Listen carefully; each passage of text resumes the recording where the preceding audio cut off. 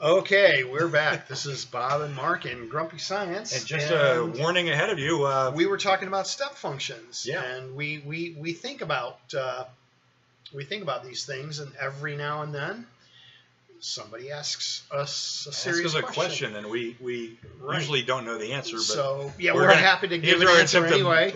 We're going to make up an answer. I will say, just as a lead-in for Grumpy Science, I will say that Dr. Tommerdahl got a call from the Armed Services. I don't know if I can say who it was. No, we won't say. We won't say who or what service it was, but it was a very high level. We don't want anybody research to think poorly of someone because they actually asked me a question. Because they asked us. They're asking us for what questions. the heck? I mean, they must not have any experts, right? But they called up Mark and they asked him about, not because we're the famous in our own minds grumpy scientists. I thought that was why. No, but because Mark is actually a leading investigator on brain injury for the military.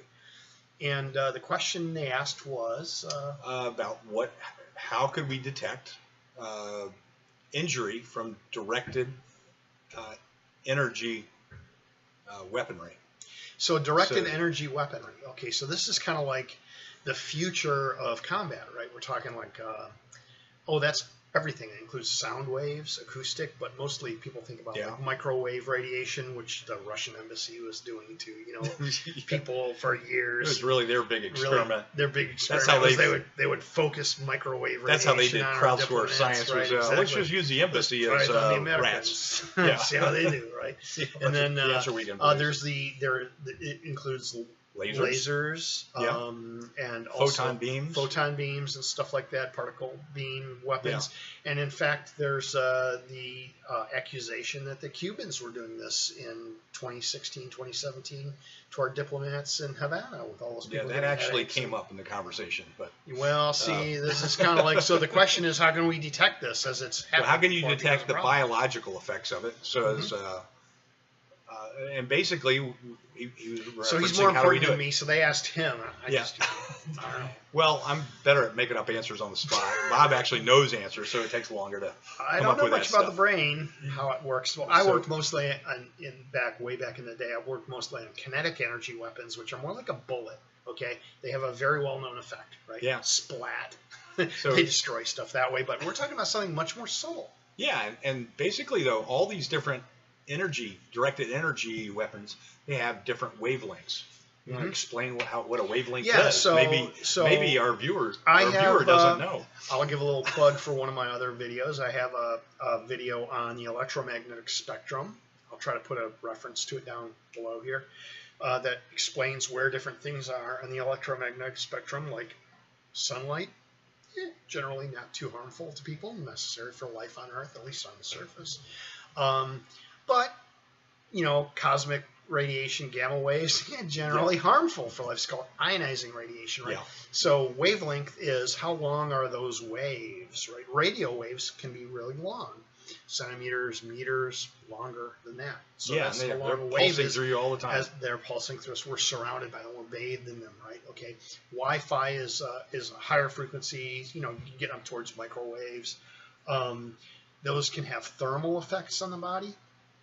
But also, and Mark and I were talking about this at lunch, you can have different optical wavelengths and other wavelengths in the electromagnetic spectrum interact with tissues different ways. Right. And a good example of the way optical wavelengths interact, or even stuff in the non-optical, or like the near-infrared. Near-infrared, like one thing that we used to do, or still do, in certain types of studies, which we won't talk about in front of PETA, but our PETA listener.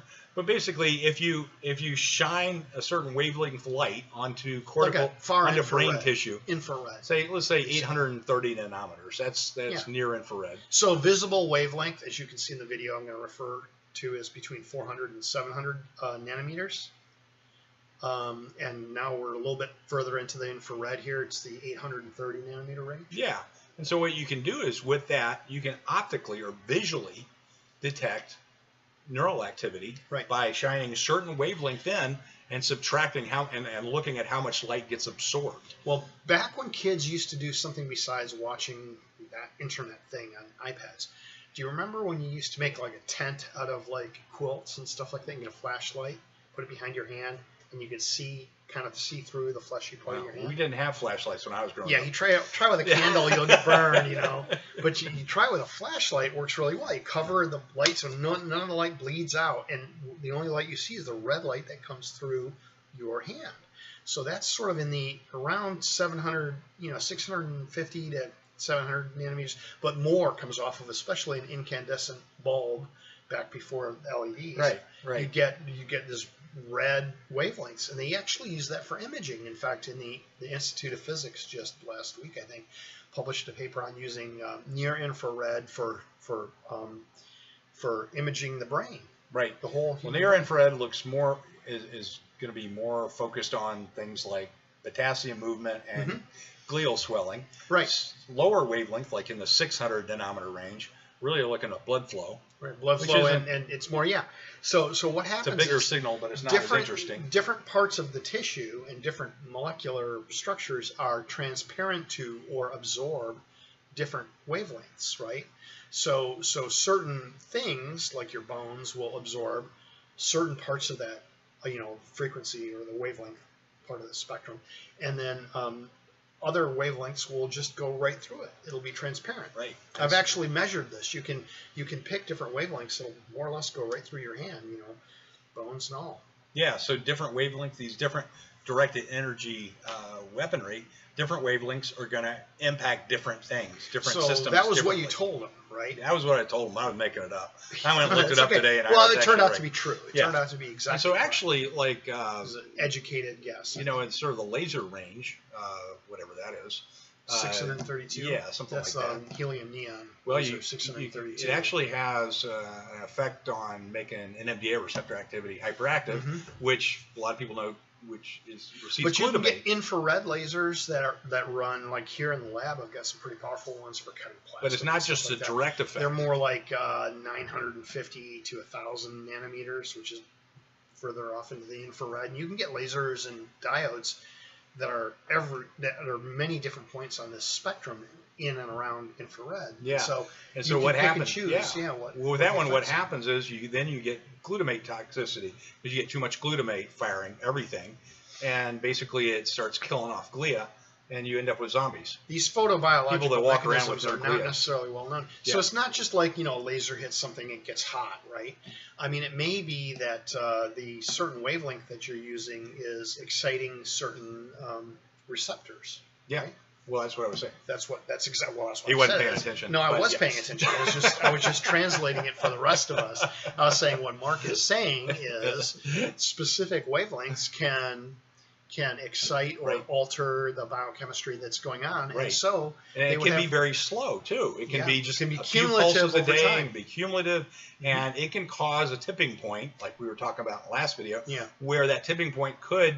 You get one burst of this stuff, and you won't really necessarily. Let's say you're living in the Russian embassy, and you get one little burst. You walk through, I don't know. A little bit at a time, you won't notice it. What is my favorite Benito Mussolini quote that I told you yesterday? Now, okay, I've given props to Madeleine Albright, previous Secretary of State. She wrote about it in her book. But I'm taking this from her. You don't notice the chicken when it's losing just one feather a day. When you can pluck a chicken one feather at a time, and no one will notice. That's right. That's Benito Mussolini, So, and Madeleine Albright's comment on that in her book titled "Fascism," which is timely for many countries. She said, "There's an awful lot of feather plucking going on these days." Right? So, concern there. A little plug for Madeleine Albright's book, but so that's a case where you pluck in. It might look a little bit mangy after a while. You go, what's wrong with that chicken? It's like just running around, right? You don't notice, losing one feather at a time, and then all of a sudden one day you go, man, ain't got any feathers. Doesn't have any feathers left. That chicken isn't just mangy; it's completely featherless. And it's a little bit like that with some of these low levels of radiation that are. We're not talking about cell phones or trying to cause you a panic with your cell phone. Yeah. We're saying directed energy weapons that are designed and intended to do harm. Yes. So then the Department of Defense was asking Mark's opinion. Well, in your expert opinion, how would you measure that? So then the idea would be that people would be getting exposure to this intentionally as a sinister thing. Not that any government would say, for example, use lethal neurotoxins against people like in if other countries. That never happens. Sure. So if the people in the Russian embassy had been tested on a routine basis, yeah, it'd be fairly easy to pick up. Yeah, their brain function's going down. Something's going on before they hit the step function. Or in Cuba, right? Yeah. We think it's possible, probable, that this was a cumulative effect over time that could have been detected early. Right. And the other thing to point out is this is a functional measure. Now, functional measures are much better for detecting this low-grade, slow change. If you do something like, let's get the biggest, best imaging device, biggest MRI we can get. Yeah, what's the exposure meter or whatever. It wouldn't do it. It wouldn't really see anything until way functional too long. measures, biological function it amplifies low-level signals and small changes. So, you can either try to make a really powerful microscope to see those small changes, or you can actually measure the downstream consequences of them a little bit, which is what the brain gauge does. So that's what we were going to talk about. We're going to talk a little bit about, some of these things are just, maybe it's a bad diet, or maybe it's environmental toxic exposure, not really sinister, but something you can detect out front, just the effects of what we now consider to be normal aging. You can detect it early, but then in some cases there's actually sinister mechanisms at play. Yeah, exactly. And those could be detected too. So we do a lot more than just sit around and complain.